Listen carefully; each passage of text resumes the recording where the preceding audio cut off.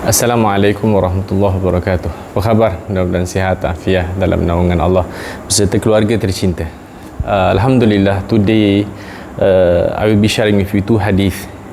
The first hadith ialah pertaining kepada perjalanan seseorang ke rumah Allah Subhanahu wa taala. So during Ramadan, masyarakat kita alhamdulillah, tak kira apa saja kedudukan, mereka akan pergi ke masjid, pergi ke rumah Allah Subhanahu wa taala, and is a wonderful thing. And di mana lagi kita nak cari ketenangan kalau bukan di rumah-rumah Allah Subhanahu wa taala. Ibu ayah yang dirahmati Allah, the Prophet said that apabila satu orang hamba tu dia menuju ke rumah Allah Subhanahu wa taala, bila dia berjalan pergi ke rumah Allah, setiap langkah yang dia jalan, every steps, setiap langkah yang dia jalan, satu langkah yang sama Allah ampunkan dosa, langkah yang sama Allah Subhanahu wa taala bagi pahala, langkah yang sama Allah Subhanahu wa taala menaikkan darajatnya di sisi Allah Subhanahu wa taala. Hari ini semua orang mencari muka daripada orang. Kita cari muka, kita cari redha orang. Kita nak orang suka pada kita. Orang kalau tak suka pada kita, kita rasa nak mati. Ibu ayah yang dirahmati Allah Subhanahu wa taala, we try so much lah to please human beings around us, in which sometimes it does not bring us happiness, and in fact sometimes it brings Allah Subhanahu wa ta'ala's anger. Ibu ayah dirahmati Allah Subhanahu wa ta'ala, so let us now take time to ponder and to reflect and to be a better person by doing good for Allah Subhanahu wa ta'ala and not for others. So the tempat yang bagi saya yang kita boleh mendapat ketenangan, dan kalau kita tak dapat ketenangan di tempat ini, maka something is wrong somewhere.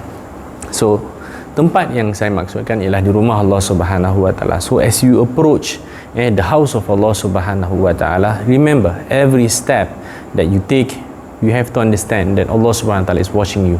Allah Subhanahu wa taala is forgiving you for all your sins. And for every step Allah Subhanahu wa taala is elevating your status in His eyes, and every step, the same step, Allah Subhanahu wa taala is giving you reward. So it's a great blessing from Allah Subhanahu wa taala. Dan apabila kita pergi ke rumah Allah Subhanahu wa taala, jangan lupa untuk niat iktikaf. Niat iktikaf ini kita nak duduk di masjid, duduk di rumah Allah Subhanahu wa taala. So kita duduk di rumah Allah sahaja, Allah Subhanahu wa taala memberitahu kepada Nabi Allah Muhammad sallallahu alaihi wasallam, and the Prophet told us that apabila satu saat saja kita duduk iktikaf di rumah Allah Subhanahu wa taala, Allah Subhanahu wa taala menjauhkan kita daripada neraka Allah Subhanahu wa taala. Bahang neraka Allah Subhanahu wa taala tu dapat rasa, tuan-tuan yang dirahmati Allah, dapat rasa di dunia. Kan kita kalau bahang, kita tak selesa nak duduk.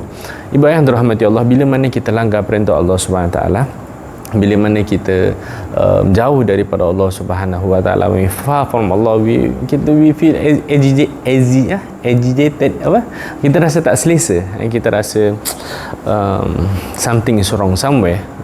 Jadi Allah Subhanahu wa taala bagi tahu, Nabi bagi tahu kepada kita, bila mana satu orang hamba dia menuju ke rumah Allah, dia iktikaf di rumah Allah, dia bermalam di rumah Allah Subhanahu wa taala, Allah Subhanahu wa taala jauhkan dia daripada api neraka sejauh 3 parit. Sejauh 3 parit. Ibu ayah yang dirahmati Allah, 3 parit tu macam mana? Apakah parit itu macam parit-parit kita di dunia? Oh tidak. Yang dimaksudkan dengan 3 parit, satu parit sahaja jaraknya ialah jauh mata memandang. Ibu ayah yang dirahmati Allah Subhanahu wa taala, how far can your eye see? How far can a person's eye see? Dan we are not talking about a person's eyes. Kita bukan cakap pasal pandangan kita sesama kita. Dan kita sesama kita pun lain-lain. Orang yang pandangan dia agak sihat, dia lagi jauh, yang agak kabur lagi tak jauh, kan? Tapi kalau kita tengok binatang pula seperti eagle, seperti helang, Masya Allah, pandangan dia jauh lebih lagi bandingkan dengan kita. Nabi SAW beritahu Allah SWT jauhkan seorang hamba itu daripada api neraka Allah SWT sejauh 3 parit. Satu parit saja jauhnya mata memandang. Ada kata sejauh langit dan bumi. Subhanallah. Mudah-mudahan Allah SWT bagi kita taufik dan hidayah.